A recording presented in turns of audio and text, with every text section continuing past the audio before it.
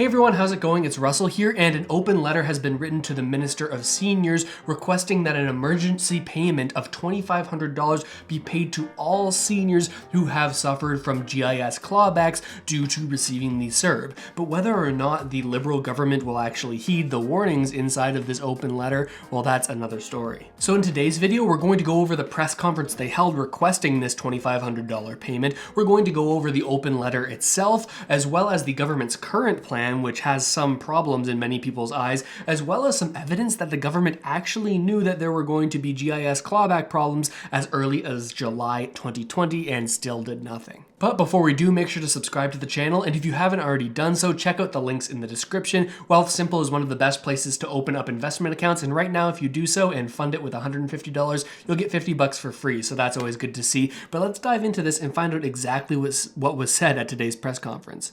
And while we were glad to see the government finally acknowledge this problem in their fall economic update, we were very disappointed to see in the budget tables that accompanied that they don't intend to flow the money that would correct this mistake to the affected seniors until May of this year.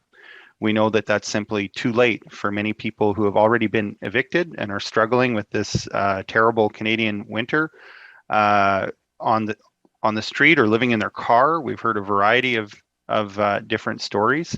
And so we're joined here today by Campaign 2000, who's done excellent advocacy on behalf of people struggling throughout the pandemic, who were already on the financial margins heading into the pandemic. And we're calling for a one-time emergency payment of $2,500 to affected seniors and up to $100 million in housing relief cash to help ensure that those who have not already been evicted can stay in their homes, and to start rehousing people that have been evicted as soon as possible on an urgent basis to get them out of the cold and into a home while they wait for the government to straighten itself out and come to an acceptable solution to correct this serious problem. So here we see Daniel Blakey supporting a proposal and an open letter that was written to the Minister of Seniors for the Liberal government that would suggest that they give $2,500 to every senior who has been affected by this GIS clawback, and additionally $100 million fund to help people rehouse who have been evicted as a result of this GIS clawback. Because again, many seniors who are living on the fringes of financial society, well, they are not going to be able to make it all the way until May, which is when the payments are currently slated to be reimbursed by the Liberal government. And this isn't something that the Liberals only heard about today or even yesterday or even 2 months ago. Let me show you something here. In December, we were in the House of Commons telling the Prime Minister and the Finance Minister how serious this issue was. How many seniors across this country, vulnerable seniors, were losing their homes, were not able to afford their medication, which meant that they were in and out of hospitals because they couldn't afford their basic medication because of this terrible fault of denying people, the most vulnerable seniors, their guaranteed income supplement. And when the announcement was made with the financial update, seniors across this country were relieved that maybe finally they would be able to move back into a home, that they would finally be able to just look after themselves in the most fundamental ways to maintain their basic dignity. And seeing this result, that they're being asked to wait several more months, has done things to seniors across this country that I don't think the government is accepting or recognizing in a meaningful way. And it's true. In fact, we covered it here on the channel back in December when the NDP and the Bloc Québécois were largely saying in the House of Commons, hey, this current plan that you've released in this fall economic update for 2021, this isn't good enough for many seniors who need this money now, when you're saying that they'll get this money in May. And it is true that the Liberal government did have a plan to pay this back. You can see here, this is inside of the fall economic update that was released in early December. And they have this section here called Help for Guaranteed Income Supplement Recipients and Students Affected by CERB Payments. Essentially what they say is that they're going to provide up to $742.4 million for one-time payments to alleviate the financial hardship of GIS and allowance recipients who received CERB or the CRB, and as a result were not able to qualify for the GIS this year because they were showing a higher income. So even though the Liberal government is planning on making these payments in the future in May, the NDP here and the open letter that we're about to cover, they're calling for an immediate sort of a down payment on this payment that's eventually going to come in the future from the Liberals, because people in the middle of this winter in Canada, well, they need the money now, and waiting until May isn't going to help them that much. This is the open letter written to the Seniors Minister by Campaign 2000, an organization trying to end child and family poverty, but again, they're backed by the NDP government, who has forwarded this letter on to the Seniors Minister as well. The first little bit of this is saying, hey, we congratulate you on your position as the Seniors Minister, but they get into more details saying the reason that they're writing to them today is that for many low-income seniors, May 2022 is far too late. Those who live in rent-geared to income housing had rental charges increased by 30% of the pandemic benefits received, in addition to the GIS clawback. Many seniors are on the verge of eviction, and in addition, many social service agencies and legal clinics have been swamped with urgent requests from affected GIS recipients for help with housing at a time when community shelters have been overrun with the Omicron variant. And then they break down those two action steps we talked about before, the $100 million housing fund for pandemic clawback victims, and immediately providing an interim down payment of $2,500 to all GIS clawback victims with losses of at least this amount. Now, they're saying that with these direct measures, they can actually assure the success of the government's decision to end the clawback, which they have come out and said, hey, we don't want this clawback to be in effect, but they just haven't done this in a timely manner.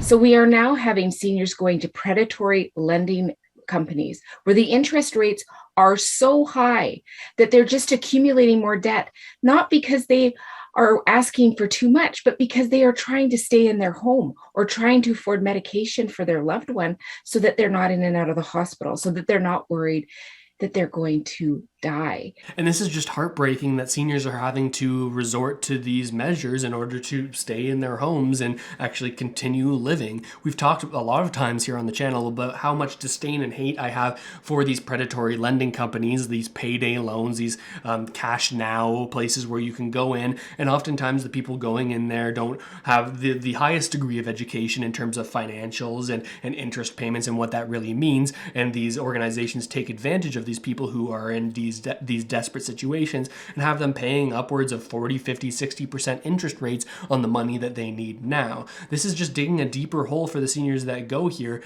but with the government failing to respond, well, what is the other option? And on top of all this, it seems that the government was warned multiple times about this problem. We'll hear here in a moment from Daniel Blakey about when he started communicating with them, but then again from a representative from the Campaign 2000 that says that, hey, we were telling them about this as early as July 2020.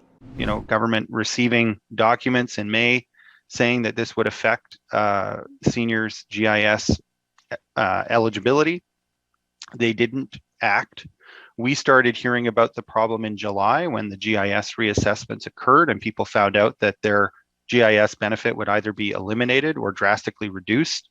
We raised it before the election, during the election, and after the election. It wasn't until December in the fall economic statement that the government properly recognized there was a problem and announced some intention to really fix it. But the fact is that the words in the fall economic statement don't pay rent. And so seniors have continued to be evicted despite that announcement. And that's why we need something far more concrete and financially tangible for these seniors in order to ensure that they're protected from the worst, which in this case is pretty serious when we look at the kind of winter that we're having here in Canada. Very early on, however, we identified that there would be fallouts from this quick design and implementation, and we've been raising these concerns with government and all parties since the summer of 2020. So it's extremely regrettable and devastating that we are finding ourselves here today in this crisis. By the time last month's fiscal update promised to repay GIS amounts lost to seniors, Many had already lost their housing, their small businesses, and were having to go without food and medication because they had no income. So this is something the government may have been aware of all the way since the summer of 2020. Now it raises the question, even with these warnings and with this letter that's been sent out, well, will the Liberal government actually do anything? How likely is it that they're going to actually heed the advice that is inside of this letter? Well, first off, the House of Commons is resuming session on January 31st. They stopped for the holiday break around December 17th, and January 31st will be the first day that they are back in the House of Commons. Now that they're back in the House of Commons as of January 31st, well, the government has the potential to actually address this and draft some legislation that could make these kinds of payments a reality ahead of the May date that they have already sort of suggested, which will also need legislation written up in order to make this happen. So that's one thing. As of January 31st, we're going to have to see, is this something that's even talked about in the House of Commons, or is it totally not on the government's radar? Now, on the other hand of things, some critics might say, well, the government can't make these payments so quickly. They can't sort of just do this immediately when they are made aware of it. But here, Daniel Blakey has some points that would suggest otherwise. The other thing that is a cause of serious frustration is that this is doable. The government already has the list of people who are being affected. They know who were denied their GIS based on pandemic benefits. We know that they can roll financial assistance out quickly because we've seen it during the pandemic. We know that this is something that the government can afford because they refuse to ask for any repayment from large corporations that took the wage subsidy while paying bonuses to their CEOs and dividends to their shareholders. We've seen some companies take tens of millions of dollars in wage subsidy and then increase their regular dividend payments to shareholders.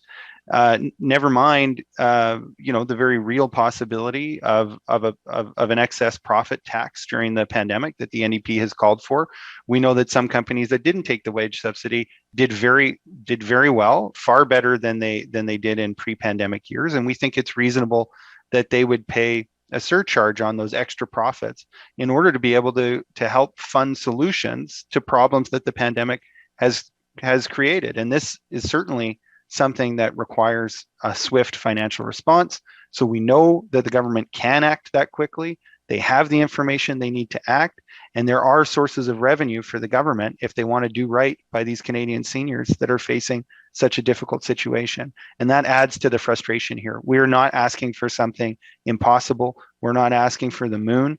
We're asking for a very real and doable solution to a problem that is already taking lives. So it seems that Daniel Blakey and the NDP, at the very least, think that the government has the resources to actually make this happen and make it happen quickly. But another thing that we need to consider here is what the Liberals will do based on the other criticisms that they're receiving from other opposition parties. You see, one of the largest issues in Canada right now is the skyrocketing inflation rate, and the Conservatives have been quick to point out that largely the Liberals' spending, not just on pandemic supports, but broadly high spending since the beginning of the pandemic, well, that and the sort of money printing that has been supporting that from the Bank of Canada has resulted in incredibly high inflation rates, making the cost of living in Canada far higher than it should be at this point in time. So if the Liberals are to spend even more money, they may receive criticisms from the other side of the aisle saying that they're just sort of exacerbating the issue of inflation by increasing this kind of spending. So it'll be really interesting to watch what happens on January 31st after so long not being in the House of Commons, what is actually going to go down there. And if you want to follow along with it, I'm going to be keeping you up to date right here on the channel. So subscribe if you haven't already done so, because it's definitely going to be interesting. And I'm hoping that things will pan out positively for the people who have been negatively affected by this. But with all of that said, thank you so much for watching. Make sure to check out the links in the description. Again, that Wealth Simple link is a $50 bonus right now if you fund your account with $150. So if that's something you're interested in, feel free to do that. And when you do, it supports the channel directly. But again, with that said, thanks for watching. I hope this video has helped you out at least a little bit, and I'll see you next time.